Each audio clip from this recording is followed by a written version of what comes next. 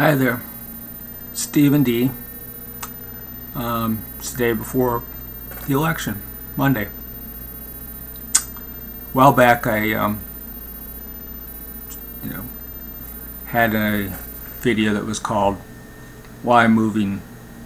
Well, actually, I think it's "Why I'm Done with This Fucking Election."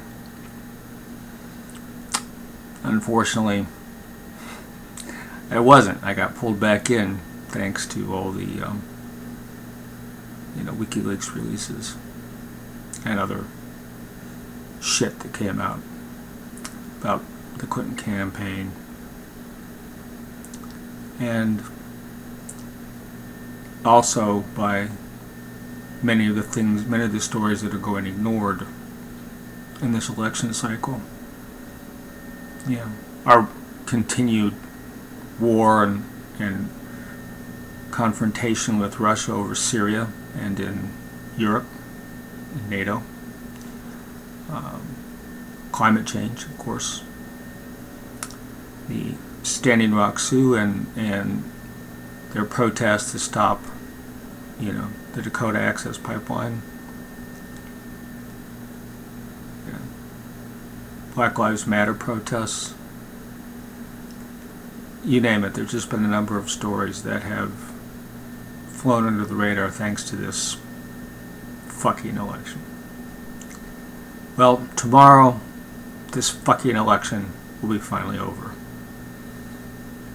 And Hillary Clinton, who I believe will be elected by hook or by crook, probably by crook,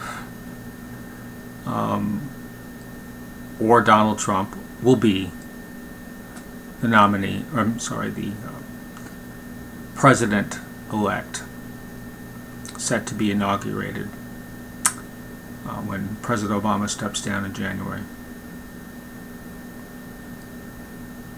But that's just the beginning. I mean, this fucking election may be over. This election that's supposedly been the most important election in our lifetimes, and in fact has been the most craptastic election in our lifetimes, the most absurd election in our lifetimes, the most damaging and revealing election in our lifetimes. But it has no significance because it's not an election. We do not have a choice.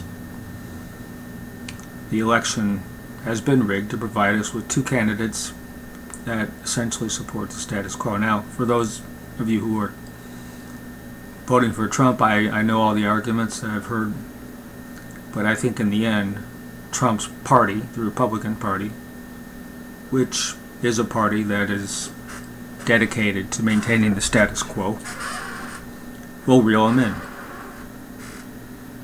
Even if he, becomes president, which I don't think he will. So where do we go from here? Well, we're in for a, quote, bumpy ride, as a famous movie actress once said, Bette Davis. And what happens next is up to us. It's up to you and me and everybody else. Clearly we don't have a democracy anymore. Not in the sense of where one person's vote counts. Not in the sense that we have the ability to actually have the right to choose our own candidates. I mean, the Democratic primary proved that. Hillary Clinton, the most unpopular, most distrusted, most unliked candidate in U.S. history, was pushed Bernie Sanders aside illegally, using corrupt means of her own campaign violations and her big money donors and the DNC and a corrupt media to ensure that Sanders did not have a shot at becoming the nominee. We know they were planning that since 2014, that she would be the nominee. And I confess, it's been a long, strange ride for me and probably for all of you. I went into early 2015 fully expecting that Clinton would be the nominee, since I wasn't hearing anything about anybody else going up to challenge her. And I kind of resigned myself to that fact. And then Sanders came along. And I imagine there were a lot of people on the Republican side who felt the same way, that it was going to be Jeb Bush or some other establishment candidate. And then along came Donald Trump, or for some people, Ted Cruz. But regardless,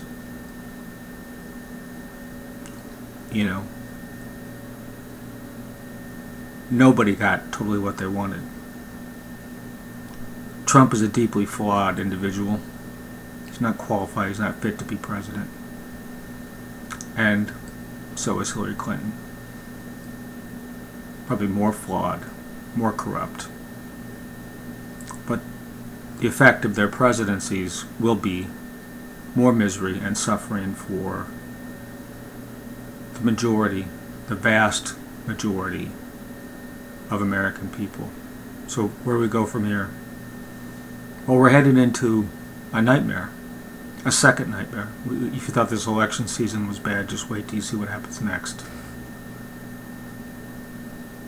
Despite all the claims that, job report and all that, we're doing so well, we have a stock market bubble, we're headed for a recession. Everybody's predicting one for next year, but whether it happens next year or the year after, there will be a major recession. It might even slip into a depression because of the way that Wall Street and the other big banks have been able to, once again, essentially unregulated and unsupervised, have created vast amounts of wealth for themselves and their executives, while setting up the rest of us for the fall, just like they did in 2007 and 2008.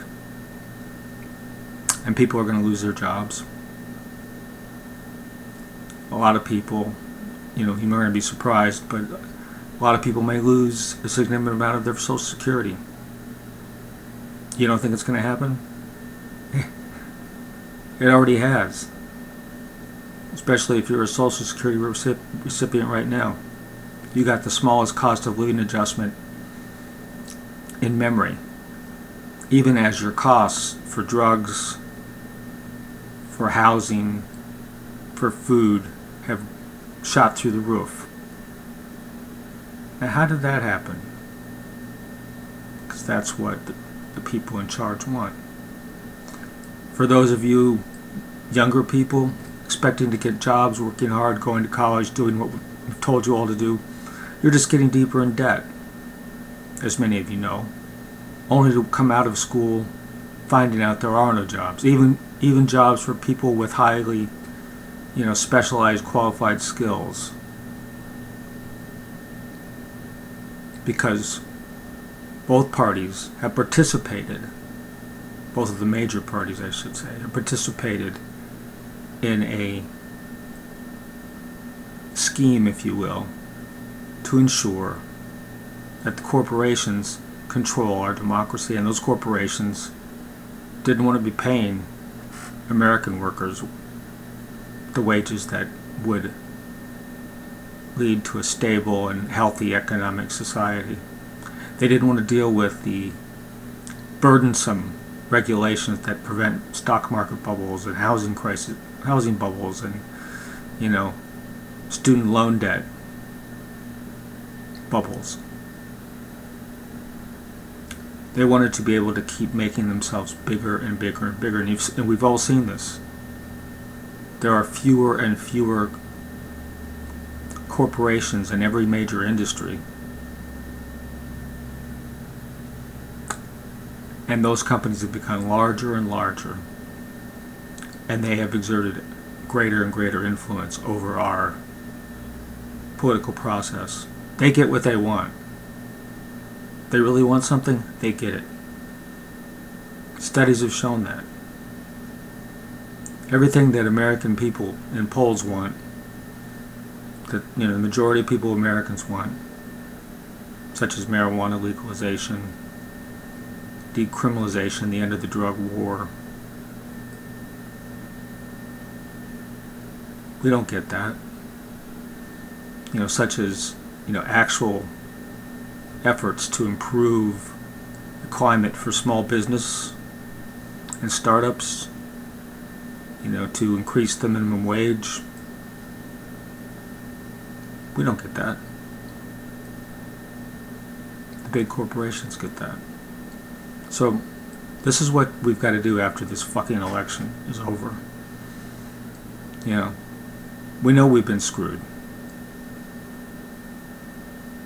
by both parties, by the status quo, by the billionaires who, if you look at them, they contribute to both sides. Now, if you think about it, what does that mean? That means the Republicans and the Democrats, at least the establishment of those two parties, are one and the same. They differ only on a few fringe issues. But when it comes to protecting their power and the power of the people who, give them money to get elected, they are in sync. They are one and the same. They're just two factions of one party. They control who gets in the debate. They control what the media talks about. And who controls them? The large corporations who they have worked actively to benefit. It's no surprise that Hillary Clinton went to Wall Street, went to Goldman Sachs and gave speeches that said, well, it's not your fault, we're so sorry you're getting blamed for everything. And we need your help to come in because only you can help us figure out how to fix your casino industry. No surprise at all. And as much as Donald Trump professes to be a populist, I don't trust him either. Even if he's sincere, as I said, I think he'll be reined in by his own party. So what does that mean for us in the future? It means that it depends on you and I, not our votes. Our votes are meaningless at this point. Our votes literally mean nothing. We vote on electronic voting machines that could be hacked at any moment. And I don't mean by the Russians. I mean by the people in power, the powers that be, the money power, the economic royalists, as Franklin Delano Roosevelt once called them, the billionaire class, as Bernie Sanders called them.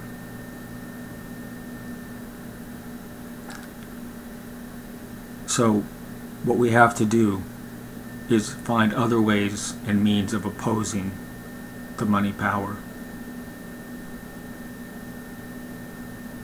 Like the people who are right now protesting that pipeline set to go through the Standing Rock Sioux reservation in violation of treaties that were signed over 100 years ago. Treaties that we've continued to violate. Imagine if those treaties were with corporations. You think contracts were with corporations? You think they'd violate those? No, of course not.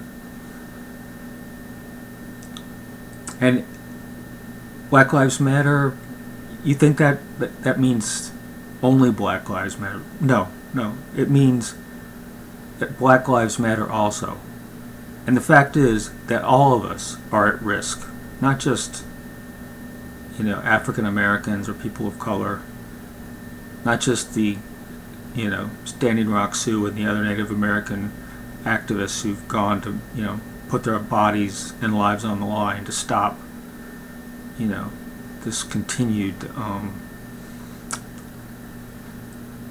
fracking and oil drilling and gas pipeline that will continue to add to the horrors of climate change, which we've already seen. I mean, we've had, as I previously pointed out, how many 100-year floods in the last year? Or 500-year floods? Floods of, quote, biblical proportions. Now, unless you're one of those people who believe that we're all going to be raptured, this is not good news. It isn't. So we all have to find a way to get money out of politics, to oppose these trade policies which they will attempt to pass regardless of what either candidate says, to oppose cuts in Social Security, which is not an entitlement program. You paid into that. If you worked, you paid money into it. It's a contract, and they want to change the terms of the contract. Remember Darth Vader in The Empire Strikes Back? Lando Calrissian says, "This wasn't our deal." Darth Vader just looks at him and says, "I've changed the deal. Pray I don't change it anymore." Well, that's where we stand, ladies and gentlemen. And unless we stand up and become activists, and it doesn't take that many people to stand up. You think it takes 50% of the people in the streets? No. The Civil Rights Movement proved you don't need to have every single person in the street.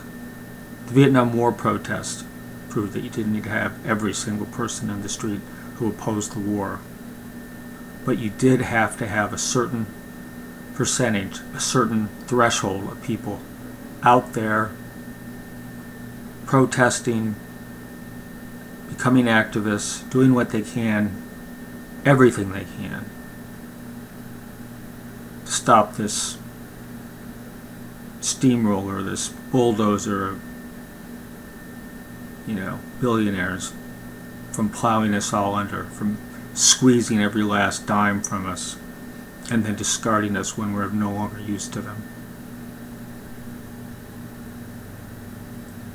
So it's up to you, ladies and gentlemen. This fucking election's over.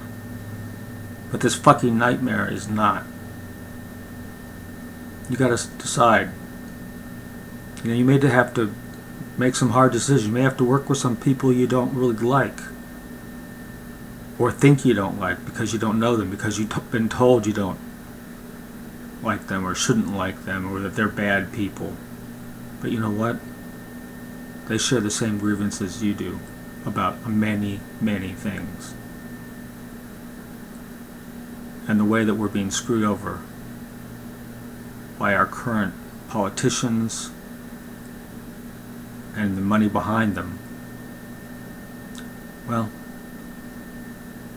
that should be our uniter, folks. That should unite all of us. So just because this fucking election is about to end, don't let it end your righteous anger or your determination to oppose the people who illegally obtain power and who will take actions to restrict your freedoms. And I don't mean just taking away your, quote, guns. I mean surveillance all the time of everyone. Every time you hit a keystroke, the NSA is looking in on you. I mean the inability to have free speech, free assembly, freedom of assembly, without having cops come down and crack your heads and pepper spray you or shoot you. It's up to you. Really, it's up to you. That's all I have for today. Take care for everybody. This is Stephen D. signing off the day before this fucking election ends. Goodbye.